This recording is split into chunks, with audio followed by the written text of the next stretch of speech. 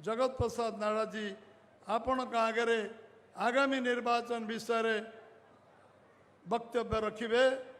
श्रीयुक्त नाडा जी।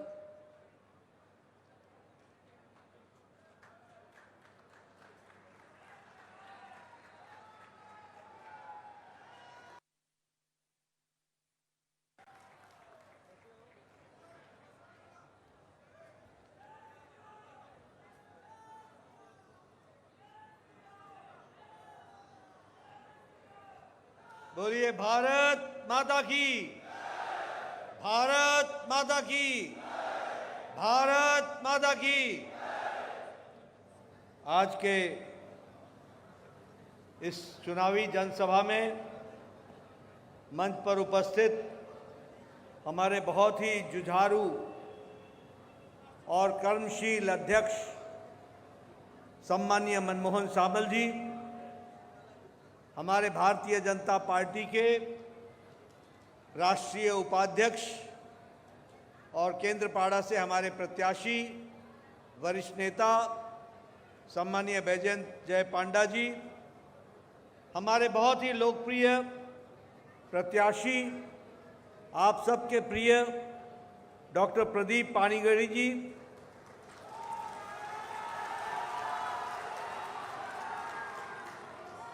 विप्लव देव जी पूर्व मुख्यमंत्री त्रिपुरा और हमारे साथी, मनोरंजन दयाल सामंत्री जी विधायक के प्रत्याशी, के अनिल कुमार जी हमारे प्रत्याशी, कृष्णा नायक जी, विभूति जैना जी, के नारायण जी, हमारे सम्मानित मंच और यहाँ इतनी बड़ी संख्या में एकत्र आए देवी और सज्जनों, मेरे युवा साथी और मीडिया के मेरे साथी, प्रिंट मीडिया और इलेक्ट्रॉनिक मीडिया के मेरे साथी, सबसे पहले तो मैं यहाँ जब आया हूँ उड़ीसा की धरती पर, तो सबसे पहले तो भगवान जगन्नाथ, महाप्रभु जगन्नाथ को नमन करता हूं और अपनी बात को प्रारंभ करता हूं। जय जगन्नाथ। मित्रों, आज 28 तारीख है और मधु बाबू की जन्म जयंती है। मधु बाबू जिन्होंने उड़ीसा को बनाने में एक बहुत बड़ा योगदान किया, ऐसे हमारे मधु बाबू के जन्म जयंती पर मैं उनको भी नमन करता हूं और उनसे आशीर्वाद लेता हूं। मैं जब यहां आया हूं तो मैं जरूर कृष्णचंद गजपति जी का भी उल्लेख करना चाहूंगा, जो उन्होंने, जिनकी जन्म जयंती 2 दिन पहले थी 26 तारीख को, और जो बहुत ही जाने हुए स्वतंत्रता सेनानी हुए और जिन्होंने उड़ीसा राज्य बनाने में अपना योगदान किया, उनको भी मैं नमन करता हूं। मित्रों, ये चुनावी सभा है और इस सभा में जो मैं उत्साह देख रहा हूं, उमंग देख रहा हूं, ऊर्जा देख रहा हूं, खुशी देख रहा हूं, और जो मैं तालियों की गड़गड़ाहट की आवाज सुन रहा हूं, वो मुझे आश्वस्त कर रही है कि आपने डॉक्टर प्रदीप पानीग्राही और सभी हमारे 5 विधायकों को चुनाव जिताने का मन बना लिया है। इसके लिए आपको मैं विशेष करके ध्यान देता हूं। मित्रों, ये चुनाव का माहौल है। हमारे अभी मनमोहन सामल जी, जो मैं उड़िया समझ सका, वो कह रहे थे कि सरकार बदलनी है। वो कह रहे थे कि उड़ीसा में सरकार को बदलना है। और मित्रों, मैं एक ही बात कहना चाहता हूं कि जो विकास मोदी जी दिल्ली में कर रहे हैं, उसका सही रूप में रूपांतर करने के लिए यहां प्रदेश में भी कमल खिलना चाहिए और भारतीय जनता पार्टी की सरकार बननी चाहिए। मित्रों, मोदी जी ने भारत की राजनीति की संस्कृति को, तौर तरीके को, रंग ढंग को और जिसे हम कहें परिभाषा को, सब कुछ बदल दिया। भारत में राजनीति आज से 10 साल पहले कैसी थी?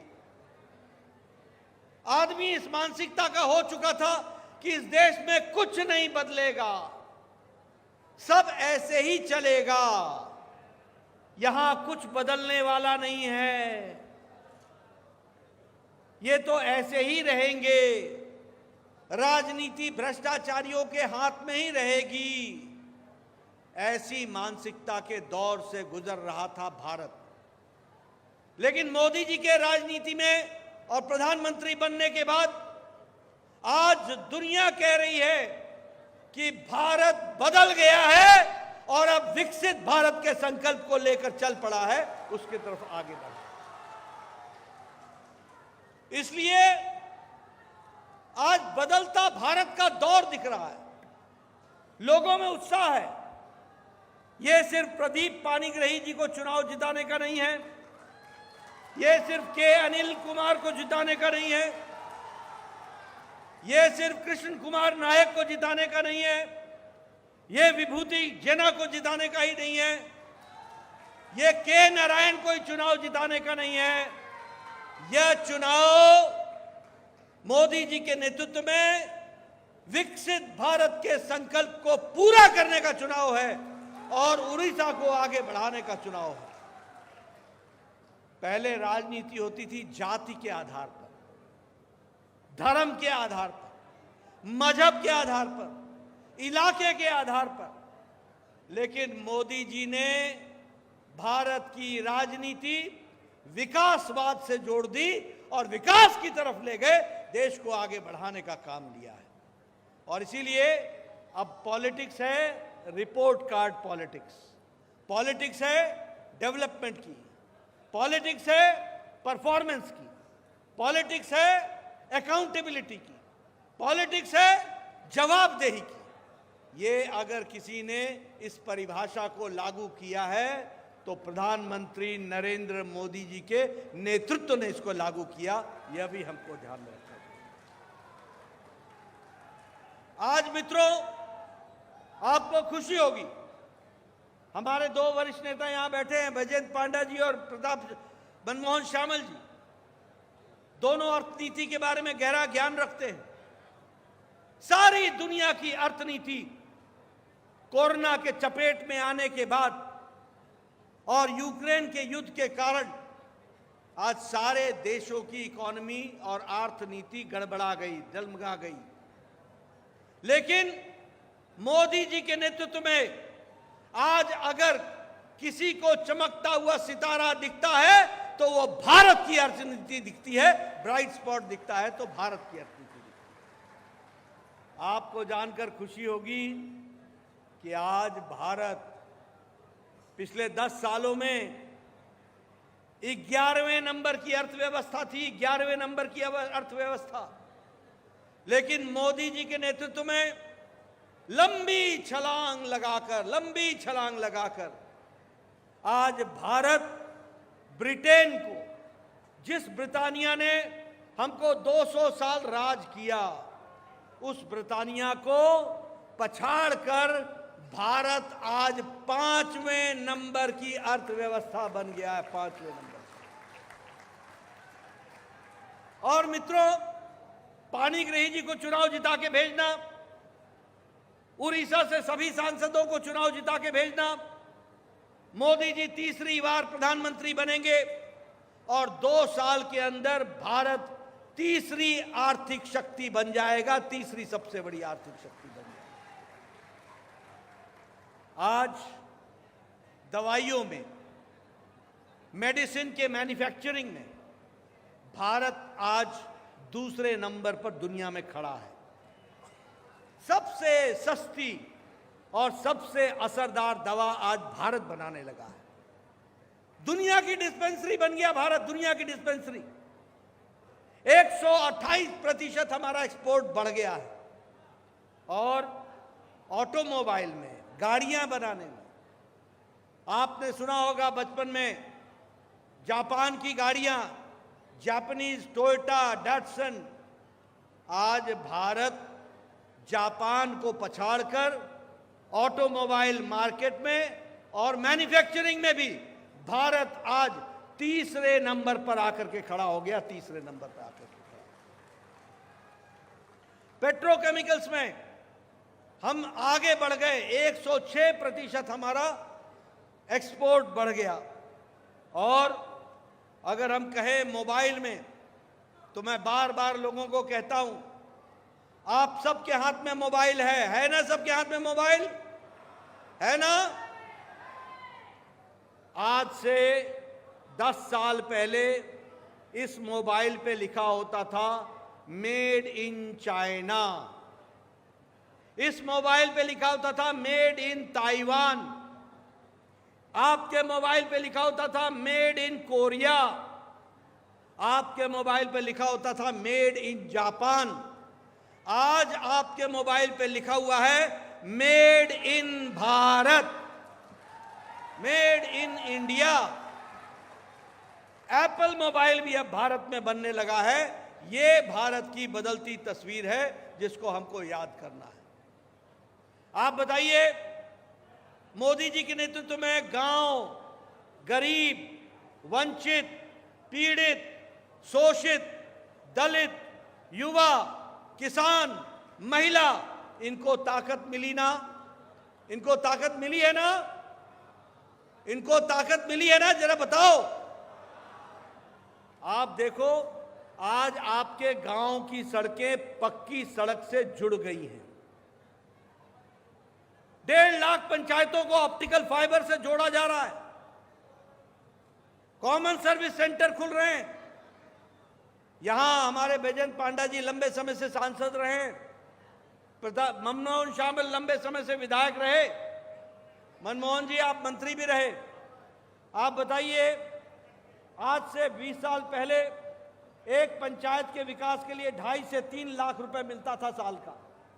आज एक एक पंचायत को मोदी जी के राज में 3 से 5 करोड़ रुपए विकास के लिए मिल रहे हैं और बदलते भारत के साथ खड़ा हो रहा है।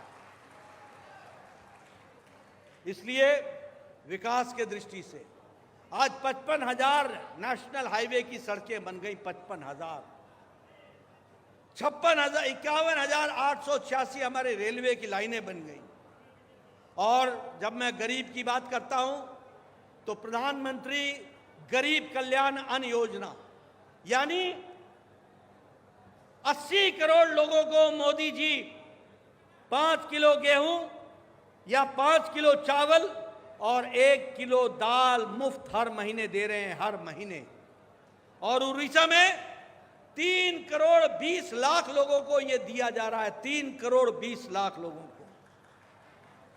प्रधानमंत्री किसान सम्मान निधि, कभी आपने सोचा था कि किसान को कोई पैसा देगा, कोई उनका समर्थन करेगा? कभी सोचा था? आज प्रधानमंत्री किसान सम्मान निधि में मोदी जी सीधा 11 करोड़ 78 लाख किसानों के खाते में हर चौथा महीने में 2,000 रुपए सीधे उसके खाते में डाल रहे हैं। और लगभग 2-2.25 लाख करोड़ रुपए डाल दिया गया है। उसी तरीके से अब मोदी जी ने संकल्प लिया है कि दलहन और तेलहन में, दाल में और तेल में भारत आत्मनिर्भर हो जाएगा अगले 5 साल में। उसके लिए हम आगे काम कर रहे हैं। और जिसको आप मोटा अनाज कहते हो, बाजरा, ये इसको हम लोग और मोदी जी इसको श्री अन्न बोलते हैं। ये श्री अन्न भारत अब इसका हब बन जाएगा और ये उसका केंद्र बन जाएगा। ये भी हमको ध्यान में रखना चाहिए। मैं यहां आपसे ये भी बताना चाहूंगा कि उज्ज्वला योजना में लगभग 10 करोड़ बहनों को गैस का कनेक्शन दिया गया और 53,000 लोगों को, 53 लाख लोगों को यहां उड़ीसा में गैस का कनेक्शन दिया गया। और गंजाम में 27,000 लोगों को गैस का कनेक्शन दिया गया। इस तरीके से काम हुआ है। मैं एक बात और बोलना चाहता हूं, आप सबसे मैं बताना चाहता हूं, मैं 1993 में 1993 में मैं एमएलए बन गया था। 1993 में, एक मिनट,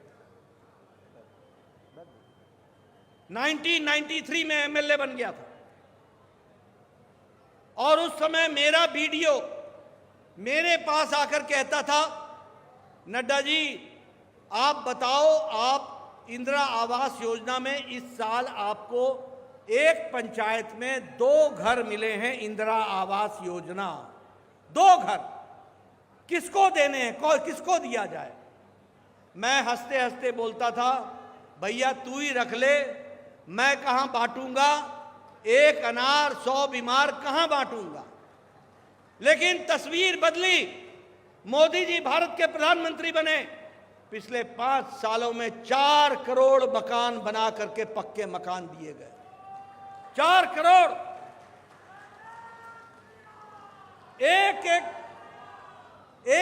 पंचायत में 40-40, 50-50 घर बने और पक्के मकान बने। ड्राइंग रूम अलग, बेडरूम अलग, किचन अलग, टॉयलेट अलग, किचन के साथ गैस का कनेक्शन और साथ में कोर्टयार्ड। ऐसे पक्के मकान 4 करोड़ बने हैं। और आप हमारे प्रदीप पाणिग्राही जी को भेजना, अगले 5 साल में मोदी जी 3 करोड़ घर और बनाएंगे। 3 करोड़ घर।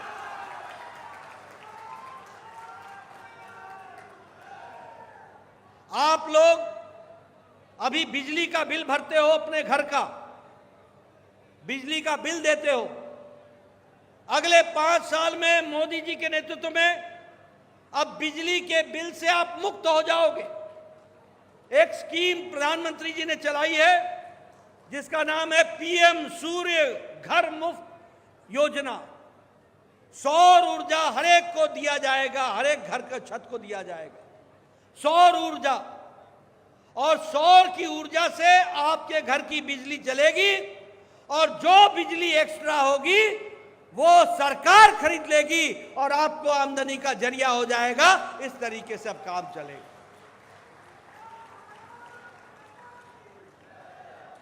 मुझे बीजू पटनायक जी की सरकार से एक बात की बहुत बड़ी नाराजगी है और मुझे दुख है कि प्रधानमंत्री मोदी जी ने इस देश के 10 करोड़ 74 लाख लोगों को, 10 करोड़ 74 लाख परिवारों को, जिसका आंकड़ा बैठता है 55 करोड़ लोग, और बिल्कुल गरीब लोग जो काम के माध्यम से जाने जाते हैं। गरीब लोग कौन है? गरीब लोग रिक्शा वाला, ठेला वाला, रेड़ी वाला, सब्जी वाला, माल ढोने वाला, हमारा बस का ड्राइवर, बस का क्लीनर, बस का कंडक्टर, ट्रक का ड्राइवर, ट्रक का cleaner, lift man operator, auto driver, हमारा ठेला चलाने वाला, कूड़ेदान से प्लास्टिक इकट्ठा करने वाला, बाल काटने वाला, ऐसे गरीब लोगों को मोदी जी ने आयुष्मान भारत में 5 लाख रुपए सालाना गंभीर बीमारी के इलाज के लिए पैसे दिए। 5 लाख। लेकिन मुझे दुख के साथ कहना पड़ता है कि 10 करोड़ 74 लाख परिवार में वह 68 लाख उड़ीसा के लोग नहीं हैं। उनको हमारे नवीन बाबू ने वंचित रखा है, आयुष्मान भारत को लागू नहीं होने दिया है। आप बताइए, ऐसी सरकार को आगे रहने देना है क्या? रहने देना है क्या? आप सरकार बदलेंगे ना? आप सरकार बदलेंगे, हमारे 5 कैंडिडेट को जिताएंगे और आयुष्मान भारत यहां भी लागू हो जाएगा उसी दिन। इस बात को आप ध्यान में रखें। मैं एक बात और आपको बताना चाहता हूं, जरा कान खोल करके समझ लेना। मोदी जी ने तय किया है कि इस देश में किन्नर समाज के बारे में किसी ने चिंता नहीं की, किसी ने चिंता नहीं की। आज मोदी जी ने तय किया है कि किन्नर समाज के सभी लोगों को आयुष्मान भारत से जोड़कर उनको भी बीमारी से लड़ने के लिए 5 लाख रुपए सालाना उनको दिया जाएगा, इसकी व्यवस्था की गई। और इससे आगे सुन लो, आपके घर में कोई बुजुर्ग 70 साल के ऊपर का व्यक्ति, कोई माता 70 साल से ऊपर की, जो भी होगी, जो भी होगा 70 साल से ऊपर का, किसी भी जाति का, किसी भी पंथ का, किसी भी मजहब का, किसी भी इलाके का और किसी भी आमदनी का, अमीर हो या गरीब, मोदी जी ने तय किया है कि तीसरी बार प्रधानमंत्री बनने के बाद उन सबको आयुष्मान भारत से जोड़ लिया जाएगा और 5 लाख रुपए का हेल्थ कवर दिया जाएगा। इसलिए यह बदलता भारत की तस्वीर है। जल जीवन मिशन में 11 करोड़ बहनों को घर में, हर घर नल, हर घर जल।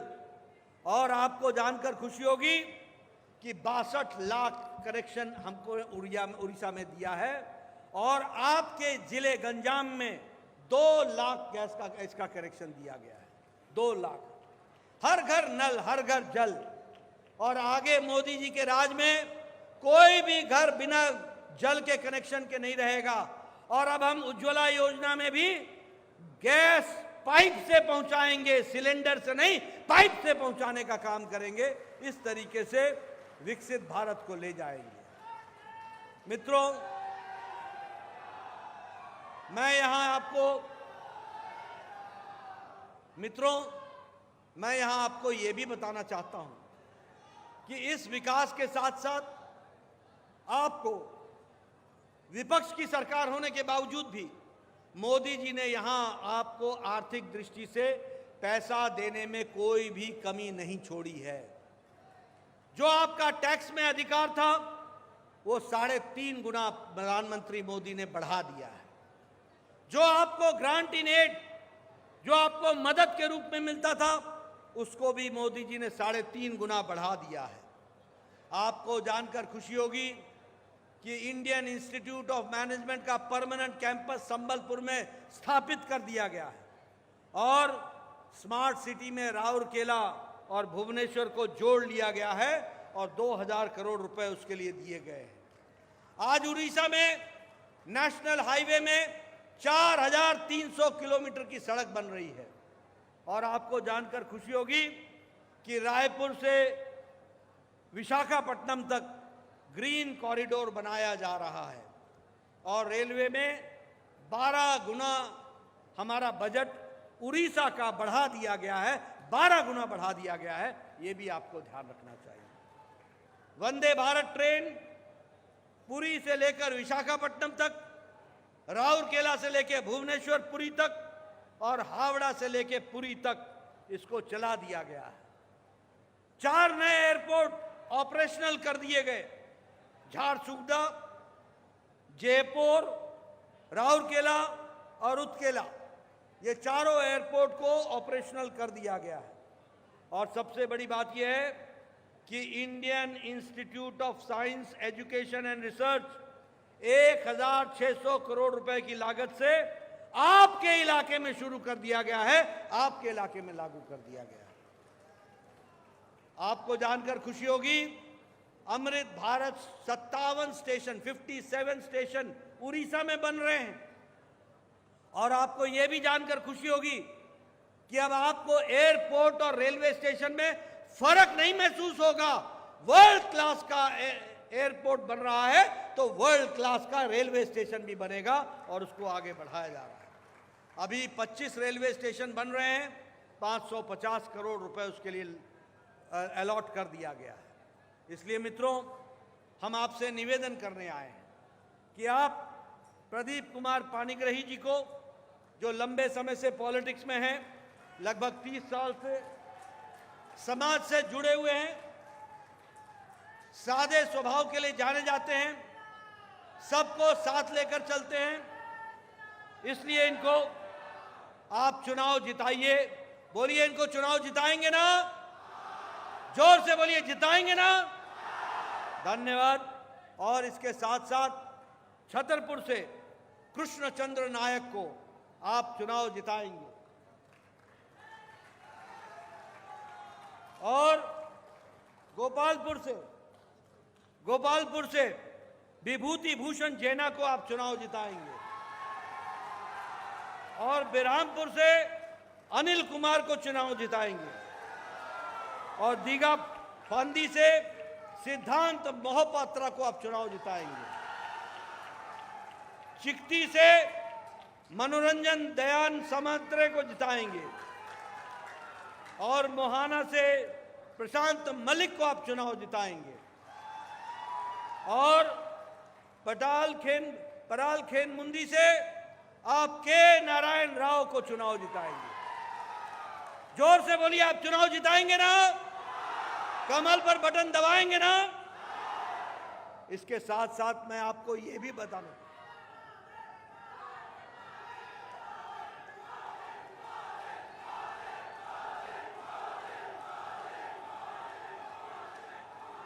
इसके साथ साथ मैं एक बात और भी आपको बताना चाहता हूं।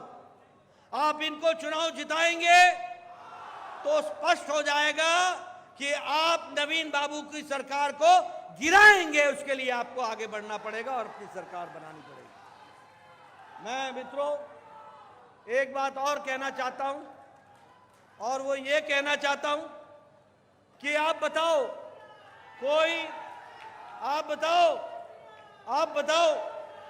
एक मिनट, आप बताओ, क्या उड़ीसा को नेतृत्व करने के लिए कोई नेता नहीं रह गया है क्या? बाहर से लाओगे क्या? इंपोर्ट करोगे क्या? आप धरती पुत्र को नेता बनाओगे ना? बाहरी को नहीं लाओगे ना? बाहरी को लाने का प्रयास चल रहा है। जरा संभल के रहना। क्या उड़ीसा में कोई नेता नहीं रह गया? कोई धरती पुत्र नहीं है? लेकिन ये नवीन बाबू के नेतृत्व में जिस तरीके से सरकार चल रही है, बाहरी लोगों को प्रश्रय दिया जा रहा है, यह हमारे लिए चिंताजनक है। और इसका जवाब आपको कमल पर बटन दबा करके देना है, यह भी आपको याद रखना है। मैं दूसरी बात, आप बताइए, बीजेडी की सरकार में दुर्नीति चल रही है कि नहीं चल रही है? अफसरों की दुर्नीति है कि नहीं है? नेताओं की दुर्नीति है कि नहीं है? बाबू राज चल रहा है कि नहीं चल रहा है? इसको हटाना है कि नहीं हटाना है? आप बताओ, ये दुर्नीति का नतीजा है कि नहीं है कि चिट फंड 160 चिटफंड कंपनियां ने 32,000 करोड़ रुपए और 20 लाख लोगों का हड़प गए? सच्चाई है कि नहीं है? आप बताओ, ये बीजेडी सरकार की दुर्नीति है कि नहीं है? कितना? 160 चिटफंड कंपनियां 32,000 करोड़ रुपए और 20 लाख लोगों का पैसा खा गए, हड़प गए, और अब उड़ीसा सरकार देने से इनकार कर रही है। ऐसी सरकार को रहने देगो क्या? 13 तारीख को जवाब लोगे ना? उस दिन बटन दबाओगे ना? मैं एक बात और बोलना चाहता हूं, ये अजब प्रदेश है। जल जीवन मिशन में वो ठेकेदार हैं जो ब्लैक लिस्टेड हैं। क्या दोस्ती है तुम्हारी? क्या दोस्ती है बीजेडी की सरकार की कि जल जीवन मिशन में जो ठेकेदार ब्लैक लिस्टेड हैं उनको आप ठेका दे रहे हो? बताओ, ऐसी दुर्नीति की सरकार चलेगी क्या? चलने दोगे क्या? इनको घर बैठाओगे ना? हमारे नेताओं को काम दोगे ना? अपनी सरकार बनाओगे ना? ऊपर मोदी जी तो नीचे भी बीजेपी, ये रहेगा ना? आपने मेरी बात सुनी, आप आगे बढ़िए और सफलता हासिल कीजिए। जय भारत, जय उड़ीसा।